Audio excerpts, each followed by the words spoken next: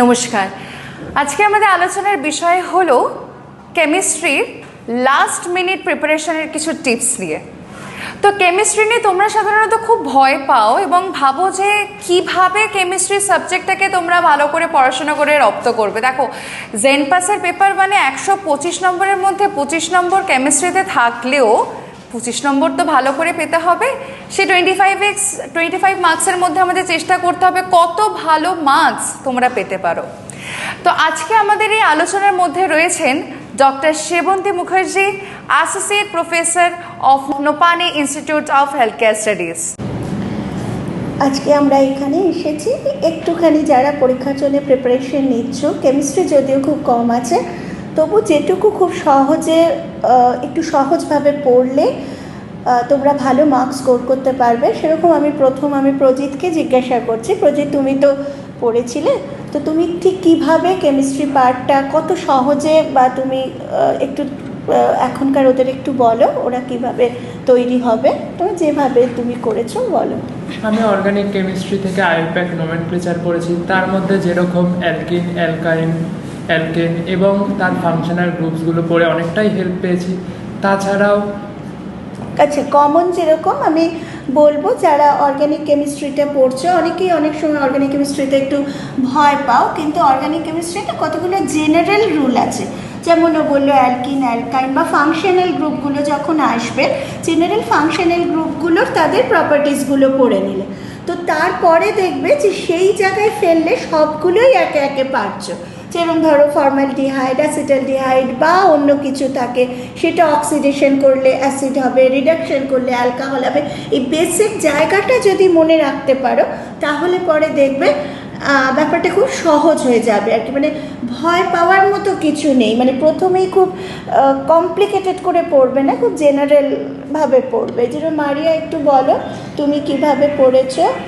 আমি যেমন physical chemistry থেকে পড়েছিলাম আয়নিক ইকুইলিব্রিয়াম চ্যাপ্টারটা, সেখান থেকে আয়নিক পার্টটা বেশ ভালোভাবে পড়েছিলাম। তারপরে যেমন ফার্স্ট অর্ডার রিয়াকশন আছে কেমিক্যাল কাইনেটিক্সের মধ্যে, সেখান থেকে হাফ লাইফটার উপর একটু বেশি গুরুত্ব দিয়েছিলাম। এরকম ফার্স্ট অর্ডার রিয়াকশনটা যখন পড়বে, যে ফার্স্ট অর্ডার মানে একটার ওপরেই ডিপেন্ড করে আছে, মানে সেটা যখন রিয়াকশন করবে সেটা কমে যাবে, সেটা থেকে হাফ লাইফ কী করে ক্যালকুলেট করবে। হ্যাঁ, যেরকম আছে যে পুরো ইকুয়েশনটা লিখে যে 0.693/k হাফ লাইফের ইম্পর্টেন্স কী, হাফ লাইফ মানে 50%, 25%, নট দ্য অ্যাবসোলিউট ভ্যালু। হ্যাঁ, সেইগুলো একটু ক্লিয়ার করে পড়বে, মানে জাস্ট অঙ্কের মতো করে, যেখানে যতটুকু জানলে জাস্ট রিয়াকশন মানে ইকুয়েশনটা জানলে পরেই তোমরা অ্যাপ্লাই করতে পারবে এবং সেটা থেকে আনসারটা করতে পারবে। হ্যাঁ, আর ক্যালকুলেশন করে নিতে পারলে তো সহজ মার্কস স্কোর হয়। মারিয়া বলো, ইনঅর্গানিক। আমি ইনঅর্গানিকের মধ্যে পড়েছিলাম বাফার রিয়াকশনসগুলো, ব্লক চ্যাপ্টার্স আছে, ডি ব্লক, পি ব্লক, সেখান থেকে বিভিন্ন রকমের আদার্স রিয়াকশান, পি ব্লকের এলিমেন্টগুলোর ব্যাপারে পড়েছিলাম। তারপরে যেমন আছে ওই অক্সিডেশন স্টেট বের করা, ইফি কম্পাউন্ডের মধ্যে জেনন কম্পাউন্ডটা বেশ ইম্পর্টেন্ট। এসব অক্সিডেটিভ স্টেট মানে অক্সিডেশন স্টেটগুলো যদি বার করা, এগুলো পারবেই তোমরা। তো সেখান থেকে সেগুলো কতটা চেঞ্জ হচ্ছে জানলে, যে কোনো রিয়াকশন যদি আসে সেই রিয়াকশনটাকে তোমরা ঠিকভাবে লিখতে পারবে আর কি, একেবারে ঠিকঠাক লিখতে পারবে। কীরকমভাবে অক্সিডেশন স্টেটটা চেঞ্জ হয়, মেনলি বেসিক্যালি যেগুলো তোমার ট্রানজিশনাল মেটাল, সেগুলো যে কতগুলো অক্সিডেশন স্টেট হয়, একটার সাথে একটা রিয়াকশান হয়, আর পরবর্তীকালে যখন যাবে দিস ট্রানজিশনাল মেটাল, দেখবে তো বায়োলজিক্যাল সিস্টেমে ট্রানজিশনাল মেটালের অনেক রোল আছে। তো সেইভাবে আস্তে আস্তে এভাবে করবে। আর বাফারটা যেটা বললো, বাফারের বেসিক জায়গাটা যে প্রথমেই জেনে রাখবে যে বাফারটা কী। এটা যদি অ্যাসিড বেস যদি আমরা অ্যাডিশন করি, তো দেখা যাবে যে সেখানে পিএইচ যেটা আমরা বলি সেটা চেঞ্জ হচ্ছে না। তো একটা বাফার কিভাবে তৈরি হয়, একটা ওই বলা হয় যে উইক অ্যাসিড অ্যান্ড তার সল্ট, অথবা উইক বেস তার সল্ট, এবং করে সেখানে কতগুলো খুব প্যারামিটার, যেরকম বাফারিং ক্যাপাসিটি কাকে বলে, হ্যাঁ, তারপরে একটা মানে বাফার, পার্টিকুলার বাফার সেটা তার মানে কোন পিএইচ রেঞ্জে সেটা ম্যাক্সিমামভাবে কাজ করবে। একটু ইকুয়েশনগুলো যে এখন দেখবে যে পিএইচ ইজিক্যাল টু পিকে এ হলে যেখানে বাফারটা ম্যাক্সিমাম কাজ করে, খুব বেসিক জায়গাগুলো তোমরা করবে, তাহলেই দেখবে মাত্র 25 নম্বর তো, কিন্তু এই বেসিক জায়গাটা জানা থাকলে মানে বেসিকটা ইউ শুড মানে ক্লিয়ার অ্যাকচুয়ালি। এবার প্রতিম বলো যে তুমি। তাছাড়া আমি যেরকম আইসোমেরিক রিয়াকশন করেছিলাম তার মধ্যে বেনজিন ডেরিভেটিভস, যেটার মধ্যে অর্থ মেটা প্যারা রিয়াকশন। হ্যাঁ, বায়োলজিক্যাল বলছি যে অর্গানিক মলিকুলে যখন অ্যারোমেটিক কম্পাউন্ডগুলো পড়বে, অ্যারোমেটিকের খুব দেখবে খুব মানে একেবারে কমন কতগুলো ব্যাপার আছে, মানে হচ্ছে অর্থ মেটা প্যারা তো তোমরা সবাই জানো 12-এ। তো এবার ধরো কোন গ্রুপটা আগে দিলে পরের গ্রুপটা মেটাতে ঢুকবে, বা কোন গ্রুপটা আগে বসালে পরের গ্রুপটা অর্থ বা প্যারাতে ঢুকবে, এইগুলো ক্লিয়ার। যেমন আমি খুব সহজ করে বলছি, যেমন আগে যদি নাইট্রো গ্রুপ ইন্ট্রোডিউস হয় তাহলে পরের মানে নাইট্রো গ্রুপ মেটা ওরিয়েন্টিং, মানে তুমি যদি একটা মেটা কম্পাউন্ড তৈরি করতে চাও তাহলে আগে নাইট্রো গ্রুপকে ইন্ট্রোডিউস করতে হবে।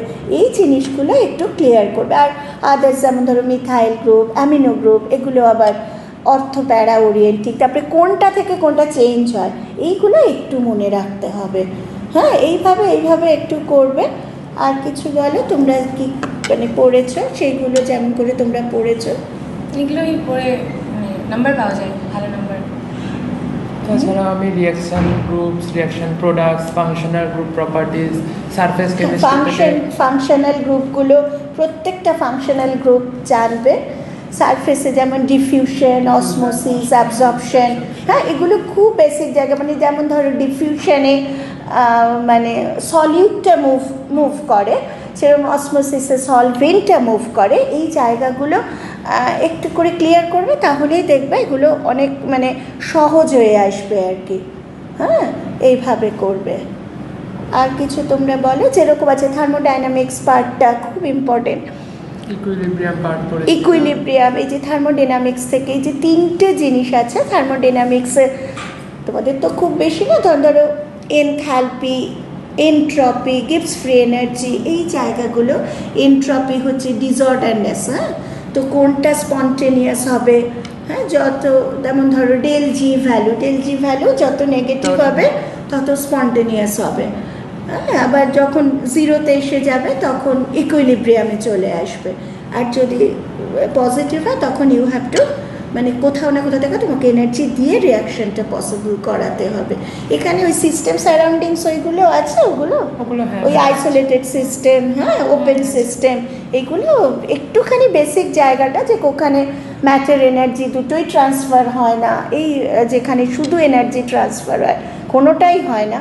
তো এইগুলো জানবে। আর পরবর্তীকালে যখন বায়োলজি নিয়ে পড়বে তখন দেখবে এগুলোর প্রত্যেকটার একটা বায়োলজিক্যাল রিলেশন আছে। হ্যাঁ, বায়োলজিটা তো বেসিক্যালি নেচার থেকেই, যেহেতু মানে ন্যাচারাল, তো মানে মোস্ট ন্যাচারাল থিং, তো সেখানে দেখবে রিয়াকশন আছে।